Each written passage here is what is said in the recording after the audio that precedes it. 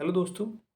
हम current affair फिर से बात करेंगे यूपीएससी की, जो द हिंदू से और इंडियन एक्सप्रेस के से दोनों से लिया गया है। ठीक है, आपके क्वेश्चन पेपर में कहीं ना कहीं सब चीज़ें दिखाई देंगी। ठीक है, कहीं ना कहीं से आपको अगर मैं अगर लगभग लगभग 500 या 1000 क्वेश्चन भी 1000 मेरे टॉपिक पढ़ाता हूँ, तो अगर उसमें से मिल जाते हैं क्वेश्चन 10-20, 10 से 15 या 15 से 16, तो आपके लिए बहुत है। इतनी सारी मैगजीन पढ़ने से अच्छा है कि आप 20 30 40 पेज 50 पेज पढ़ लें, वो बेटर रहेगा मुझे लगता है। आप कर ले तो अच्छा है। फिर देखते हैं, अब आज आगे देखते हैं कि इसमें आज आज क्या पढ़ना है अपने को पढ़ना है मीजोथेलियोमा।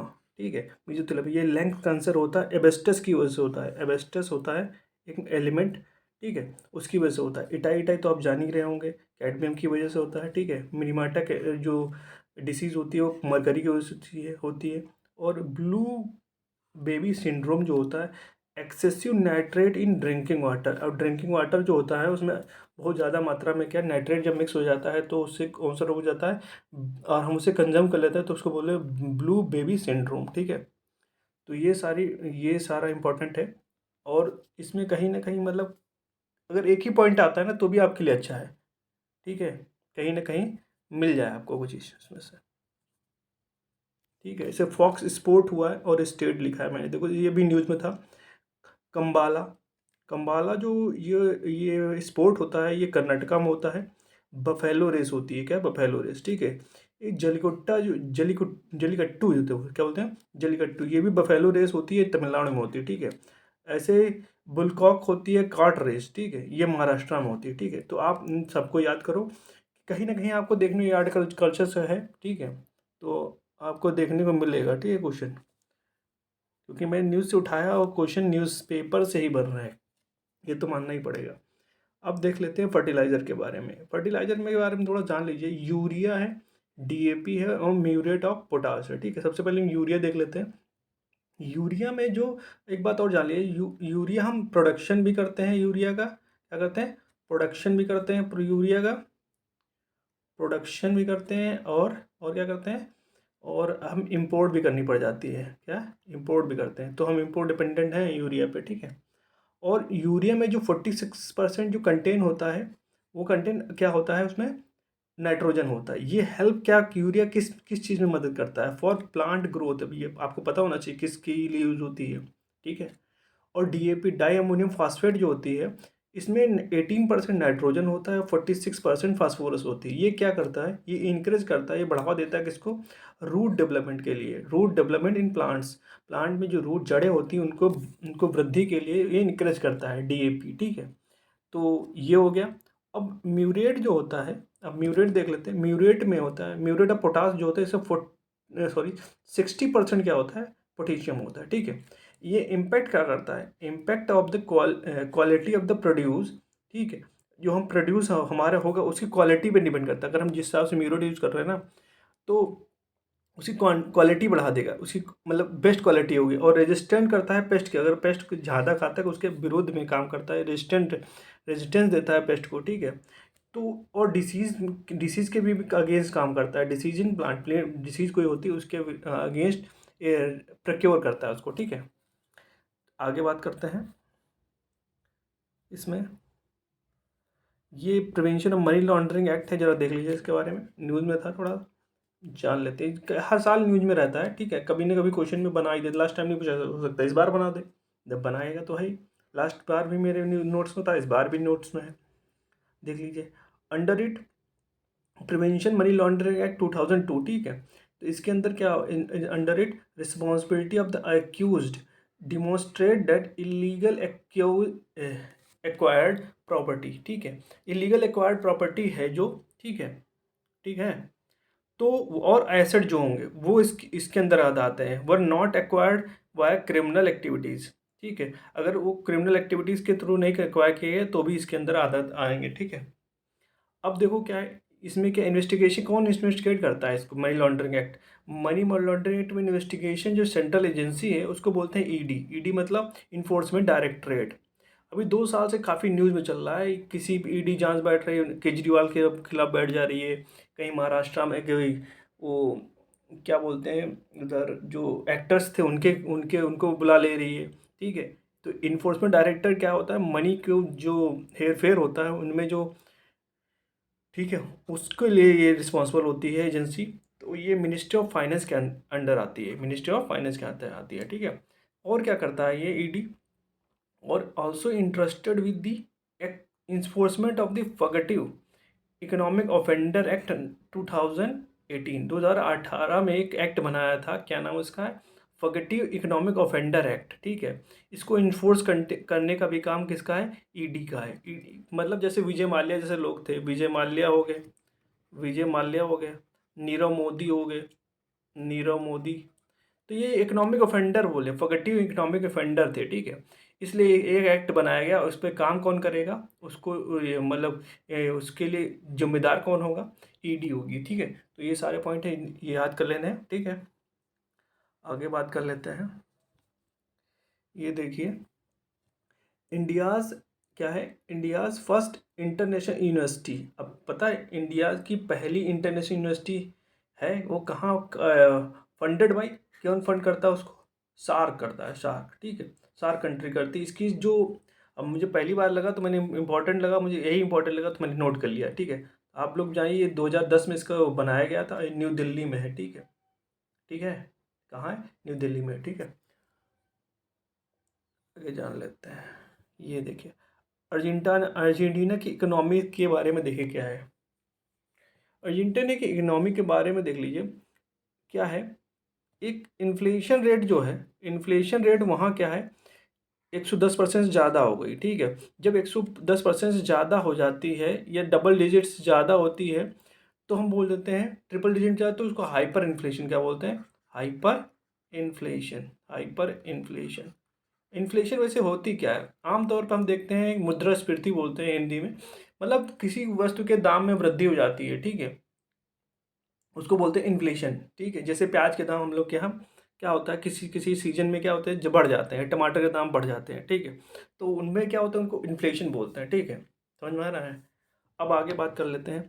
तो इसको एक वहाँ का एक प्रेसिडेंट है, अभी नया इलेक्टेड हुआ है, प्रेसिडेंट है, क्या नाम उसका, जेवियर माइली, क्या है, जेवियर माइली, माइली, माइली, हाँ, ठीक है। जेवियर माइली ने क्या किया है, इसने जो अपने मैनिफेस्टो में जब इलेक्शन लड़ा तो इसका मैनिफेस्टो में इसने कहा था कि हम क्या करेंगे, जो इकोनॉमिक क्राइसिस को ख़त्म करेंगे, ठीक है। इसलिए इसको अभी इलेक्ट हुआ है तो इसने डॉलराइजेशन करना शुरू कर दिया, क्या किया है, डॉलराइजेशन करना शुरू कर। डॉलराइजेशन मतलब क्या है, पहले जब समझ लेते हैं।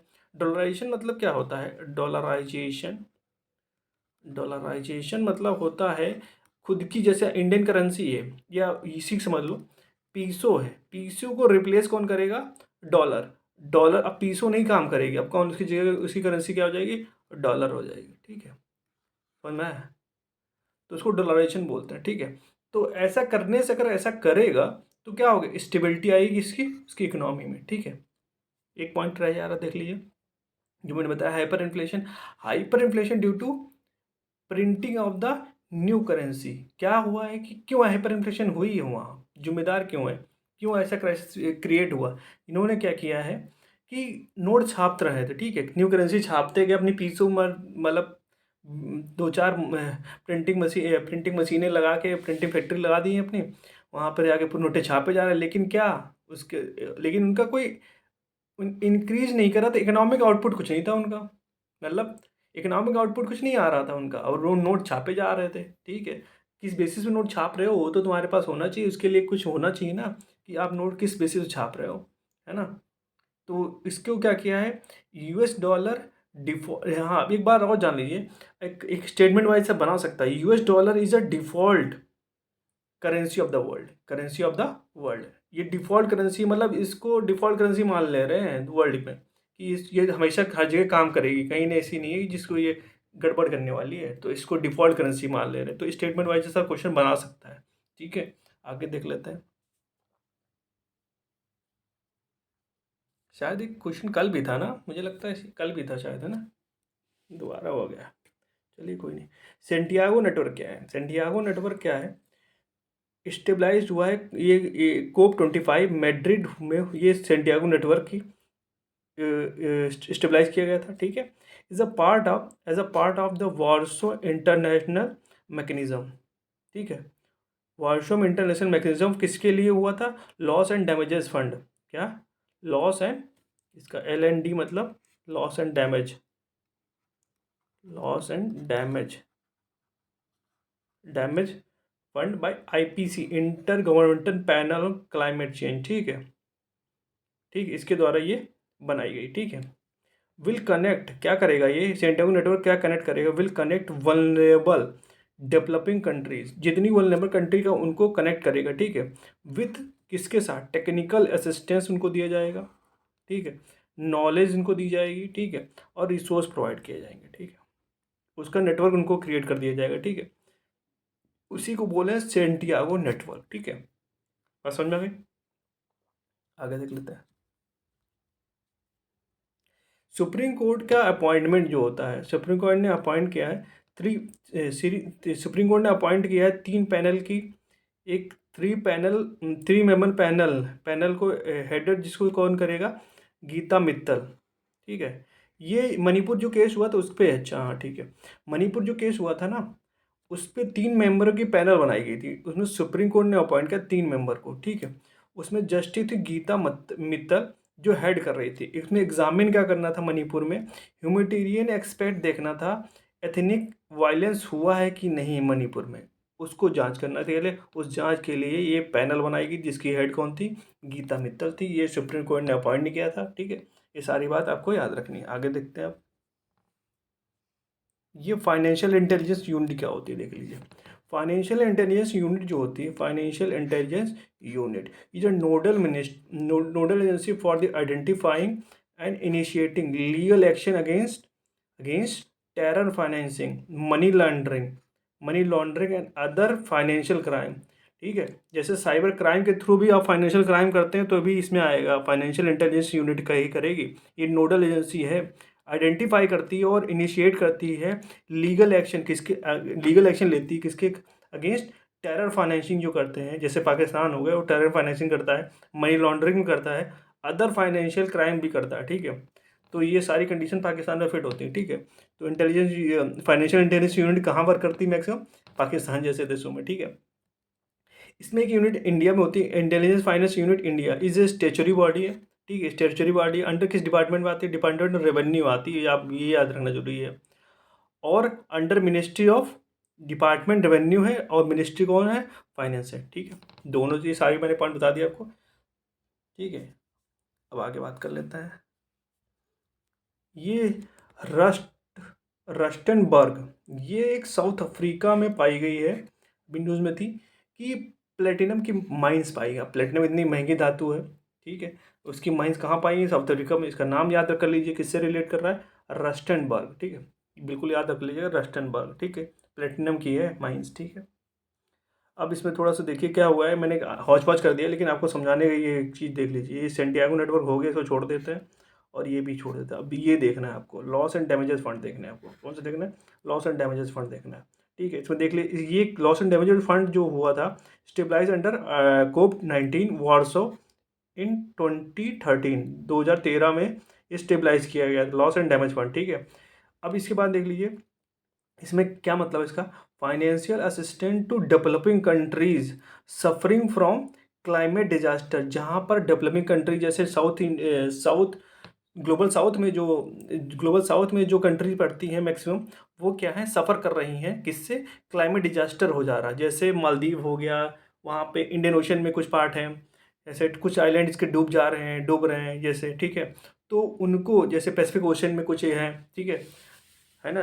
जैसे सोलोमन आइलैंड है, नाउरू है उधर, वटानू है, ठीक है ना।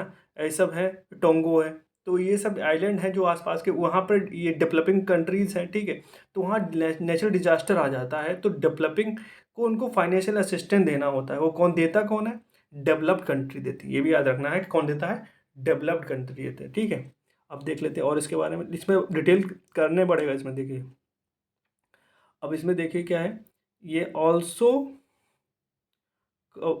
Cover non economic financial losses mechanism, ठीक है, such as mechanism trans transform from design to cyclone और irreversible displacement consequences of the climate change और बायोडाइवर्सिटी लॉस। समझ में, अब इसको मैं समझा देता हूँ क्या है। इस उस एरिया में भी दिया जाएगा जहाँ पर नॉन फाइनेंशियल लॉस भी नहीं है, उनके क्षेत्र में भी दिया, जैसे क्या होगा, साइक्लोन आ गया कहीं पे, ठीक है, जैसे जैसे कुछ लोगों का क्या होता है, कुछ डिस्प्लेस कर जाते हैं जहाँ पर, जैसे वहाँ पे अर्थक्वेक आ गया या फ्लड आ गया, ठीक है, तो लोग डिस्प्लेसमेंट कर जाते हैं, जिसकी वजह से क्या होता है वहाँ पे बहुत सारे, जैसे अभी पाकिस्तान में क्या हुआ, सिंध एरिया में क्या हुआ था, बाढ़ आ गई, तो लोग डिस्प्लेसमेंट में, तो वो इरिवर्सिबल डिस्प्लेसमेंट होता है, ठीक है, उसके लिए भी फंड इसमें जारी होगा। Consequences of the climate change, अगर कोई क्लाइमेट चेंज के कोई कोई जैसे लैंडस्लाइड हो जाए, ठीक है, एवलांच हो जाए, तो अगर बायोडाइवर्सिटी लॉस होगा तो भी उसको फंड इसमें अलॉट होगा, ठीक है। इसमें लीस्ट डेवलप कंट्री आएंगी, मैं बता रहा हूँ, लीस्ट डेवलपिंग कंट्री और डेवलपिंग कंट्री दोनों हैं, ठीक है। तो इसमें की आउटकम्स जो लिए गए हैं वो COP27 से लिए गए हैं। अभी अभी 27 कहाँ हुआ था, वो इजिप्ट में हुआ था। 27 COP27 कहाँ, इजिप्ट में हुआ है, इजिप्ट में, ठीक है, तो ये भी याद रखना है। अब loss average 8% of GDP due to climate disaster, जिसमें कितना लॉस हो गया हो, तो उनका एवरेज 8% GDP का लॉस हो गया, तो उसे यहाँ पर लीस्ट डेवलप कंट्री मान लिया जाएगा और उसको इससे फंड अलॉट किया जाएगा, ठीक है। तो ये सारी कहानी थी इसके बारे में। थैंक यू सो मच, और देखिए इसको और सब्सक्राइब करिए और नोट्स बना लीजिए, बेटर रहेगा आप लोगों के लिए। Thank you so much.